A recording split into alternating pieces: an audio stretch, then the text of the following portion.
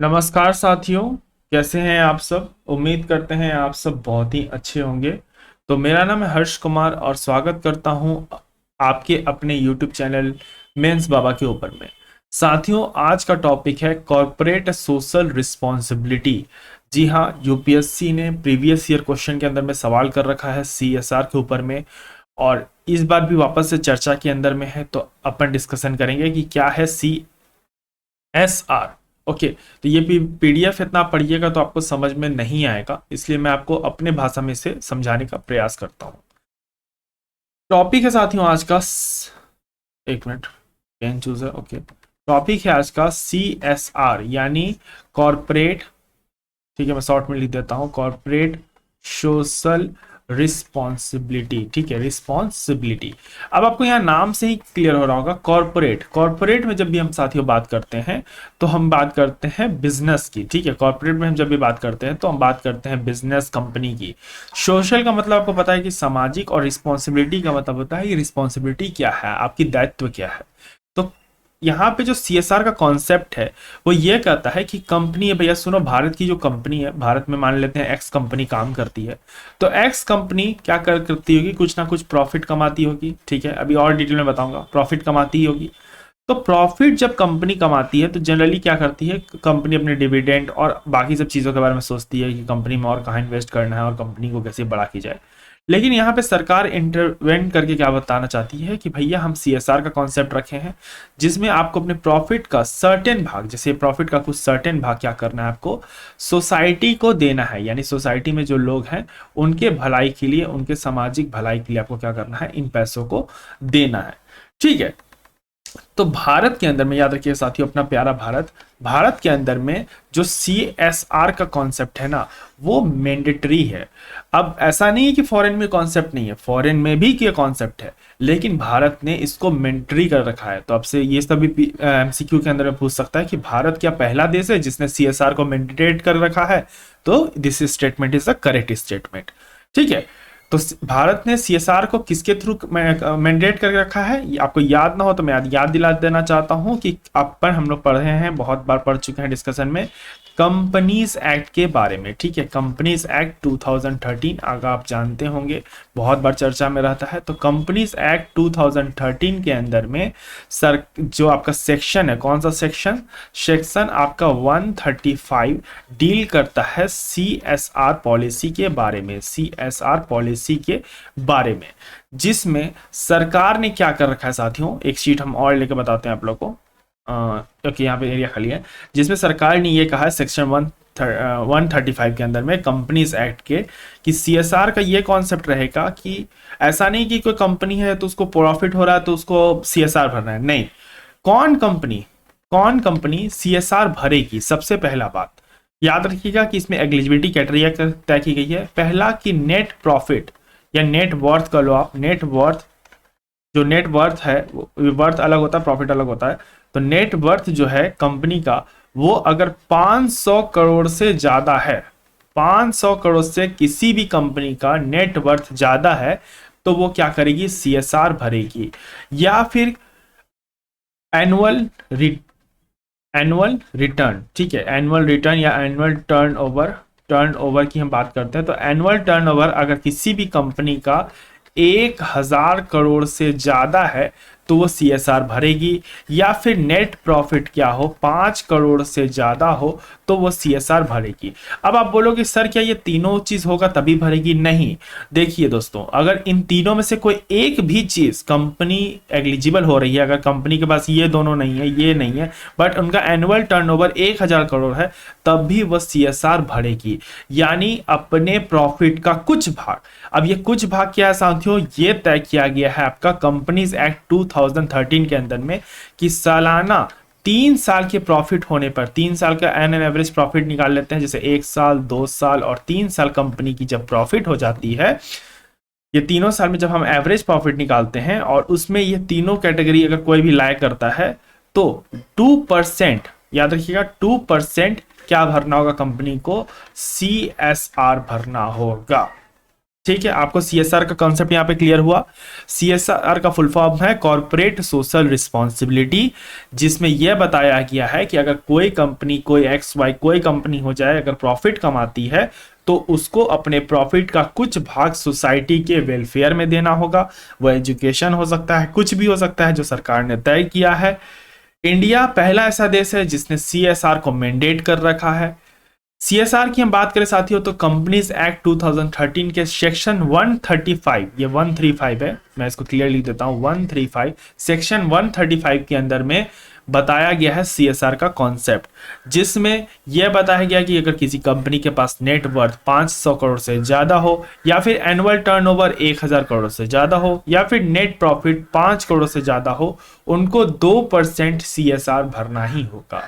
अब आप बोलोगे सर सीएसआर का कॉन्सेप्ट तो क्लियर हो गया, लेकिन अब चर्चा में क्यों है साथियों, ये समझ लेते हैं। देखिए, चर्चा में इसलिए है क्योंकि अभी क्या हो रहा है, सीएसआर की जब हम बात करते हैं साथियों, तो आपको मैं बता देना चाहता हूं कि शेड्यूल 8 के अंदर में, ओके, कंपनीज एक्ट का जो शेड्यूल 8 है उसमें सूची बताई गई है, ठीक है, लिस्ट बताई गई है कि इतना इतना इतना इतना आपको आपको मतलब सीएसआर अगर आप भरोगे 2% तो कहाँ भरना है, तो इसमें बताया गया कि आप एजुकेशन में भरोगे, फिर कम इकोनॉमी में भरोगे, फिर क्लाइमेट चेंज के अंदर में भरोगे, बहुत सारे सूची बताई गई है, ठीक है।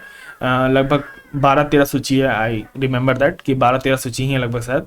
तो उसमें बताया गया कि आप 2% अगर पैसा भरोगे तो कहाँ भरोगे, ये चीजें बताइए सरकार ने। लेकिन अब न्यूज में इसलिए है क्योंकि सरकार ये कहना चाहती है कि ये जो सूची बनाया गया है ना, ये जो लिस्ट बनाया गया है साथियों, इस लिस्ट के अंदर में अभी तक एग्रीकल्चर जो है नहीं है, ठीक है, एग्रीकल्चर लिस्ट में नहीं है, जबकि एग्रीकल्चर का बहुत बड़ा भाग जीडीपी के अंदर में हम क्या कर रहे हैं, कंट्रीब्यूट कर रहे हैं। लगभग 16.73% हम यहाँ पे क्या कर रहे हैं, कंट्रीब्यूट कर रहे हैं, और आधी आबादी या आधी वर्क फोर्स भारत की एग्रीकल्चर में इन्वॉल्व है। जैसा कि आपको पता है कि भारत को कृषि प्रधान देश कहते हैं, ठीक है। तो आशा करता हूं आपको यहाँ तक चीजें समझ में आ रही होगी। तो सरकार ने ये कहा कि ऐसा कंपनी ने इन्वेस्ट भी अच्छा खासा किया है, लगभग 1.84 लाख करोड़ तक का सीएसआर भरा गया है, ठीक है। और दिक्कत अभी आ रही है कि हम यहाँ एग्रीकल्चर के ऊपर में फोकस नहीं कर पा रहे हैं, और सरकार अब चाहती है कि हम एग्रीकल्चर के ऊपर में फोकस करें। तो मैंने बता दिया कि सीएसआर को अगर हम डिफाइन करते हैं तो इन्वॉल्व करता है focus on societal, environmental and economic development, ठीक है। कंपनी की कुछ दायित्व हैं समाज को लेकर, समाज में सोसाइटल, एनवायरमेंट और इकोनॉमिकल डेवलपमेंट करना।